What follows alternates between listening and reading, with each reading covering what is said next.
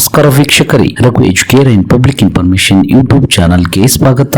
ರಾಜ್ಯದ ರೈತ ಸಮುದಾಯಕ್ಕೆ ಪಿಎಂ ಕಿಸಾನ್ ಸಮ್ಮಾನ್ ನಿಧಿ ಯೋಜನೆಯ 16ನೇ ಕಂತಿನ ಹಣ ಯಾವಾಗ ಬಿಡುಗಡೆಯಾಗಲಿದೆ ಎಂಬುದರ ಬಗ್ಗೆ ಬಿಗ್ ಅಪ್ಡೇಟೆಡ್ ಮಾಹಿತಿ ಈ ವಿಡಿಯೋದಲ್ಲಿದೆ. ಹೌದು, ಹೊಸ ವರ್ಷದ ಉಡುಗೊರೆಯಾಗಿ ರೈತರಿಗೆ ಬಂಪರ್ ಗಿಫ್ಟ್ ಸಿಗಲಿದ್ದು, ಇದರ ಬಗ್ಗೆ ವಿವರವಾದ ಮಾಹಿತಿಯನ್ನ ಈ ವಿಡಿಯೋದಲ್ಲಿ ತಿಳಿಯೋಣ.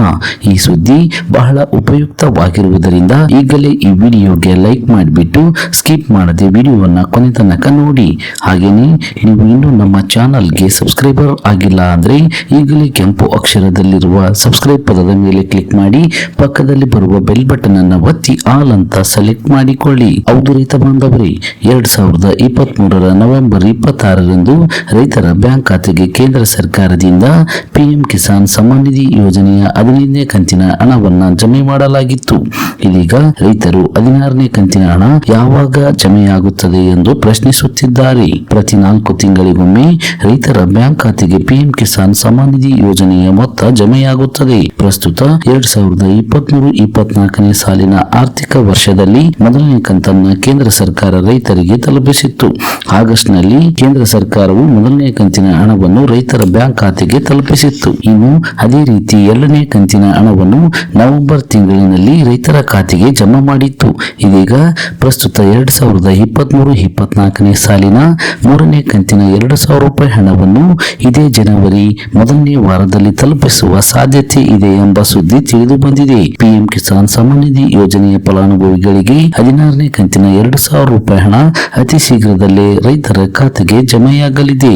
ಈ ಯೋಜನೆಯು ಅತ್ಯಂತ ಪ್ರಯೋಜನಕಾರಿಯಾದ ಯೋಜನೆಯಾಗಿದ್ದು, ಕೋಟ್ಯಾಂತರ ರೈತರು ಈ ಯೋಜನೆಯ ಲಾಭವನ್ನ ಪಡೆದುಕೊಳ್ಳುತ್ತಿದ್ದಾರೆ. ಹೌದು, ಫಲಾನುಭವಿಗಳಿಗೆ ಪ್ರತಿ ವರ್ಷ ವಾರ್ಷಿಕವಾಗಿ 6,000 ರೂಪಾಯಿಗಳನ್ನ ಈ ಯೋಜನೆಯ ಅಡಿಯಲ್ಲಿ ನೀಡಲಾಗುತ್ತದೆ.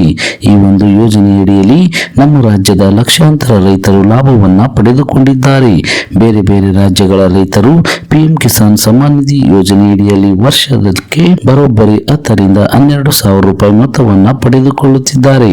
ಆದರೆ ನಮ್ಮ ರಾಜ್ಯದ ಮುಖ್ಯಮಂತ್ರಿಗಳಾದ ಸಿದ್ದರಾಮಯ್ಯನವರು ರಾಜ್ಯ ಸರ್ಕಾರದಿಂದ ನೀಡಲಾಗುತ್ತಿದ್ದಂತಹ ಮುಖ್ಯಮಂತ್ರಿ ಕಿಸಾನ್ ಸಮ್ಮಾನ್ ನಿಧಿ ಯೋಜನೆಯಡಿಯಲ್ಲಿ 4,000 ರೂಪಾಯಿಗಳ ಹಣವನ್ನ ಸ್ಥಗಿತಗೊಳಿಸಿದ್ದಾರೆ. ಹೀಗಾಗಿ ನಮ್ಮ ರಾಜ್ಯದ ರೈತರು ವಾರ್ಷಿಕವಾಗಿ ಕೇವಲ 6,000 ರೂಪಾಯಿಗಳನ್ನ ಮಾತ್ರ ಈ ಯೋಜನೆಯ ಮೂಲಕ ಪಡೆದುಕೊಳ್ಳುತ್ತಿದ್ದಾರೆ. ಒಟ್ಟಿನಲ್ಲಿ ಕೇಂದ್ರ ಸರ್ಕಾರವು 16ನೇ ಕಂತಿನ ಹಣವನ್ನ ಅತಿ ಶೀಘ್ರದಲ್ಲಿಯೇ ಜನವರಿ ಮೊದಲನೇ ವಾರದಲ್ಲಿ ರೈತರ ಬ್ಯಾಂಕ್ ಖಾತೆಗೆ ಜಮೆ ಮಾಡಲಿದೆ.